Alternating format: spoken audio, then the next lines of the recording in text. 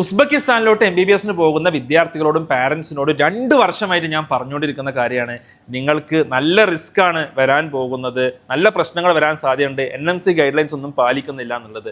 ഇതാ April 1 NMCയുടെ notification നേരിട്ട് വന്നിരിക്കുകയാണ്.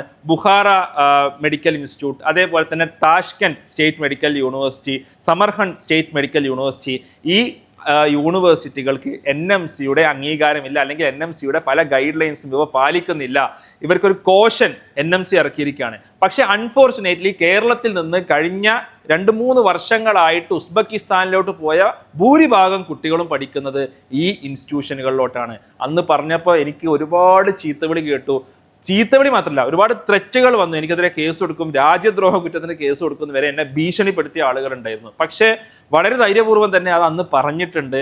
ഇപ്പോൾ അതിൻ്റെ ആഫ്റ്റർ എഫക്ട്സ് അന്ന് പോയ കുട്ടികളൊക്കെ അനുഭവിക്കാൻ പോവുകയാണ്. ഇനി പോകുന്ന ആളുകളെങ്കിലും ശ്രദ്ധിക്കുക. ഉസ്ബെക്കിസ്ഥാൻ മാത്രമല്ല, നിങ്ങൾ പോകുന്ന പല സ്ഥലങ്ങളിലും അവിടെ NMC ഗൈഡ് ലൈൻസ് പാലിക്കുന്നുണ്ടോ ഇല്ലേ എന്നുള്ള കാര്യത്തിൽ വലിയ സംശയങ്ങളുണ്ട്. ഇത് കൃത്യമായി പഠിച്ചിട്ട് വേണം പോകാൻ. ഞാൻ ഡീറ്റെയിൽ ആയിട്ട് വീഡിയോ ചെയ്തിട്ടുണ്ട്.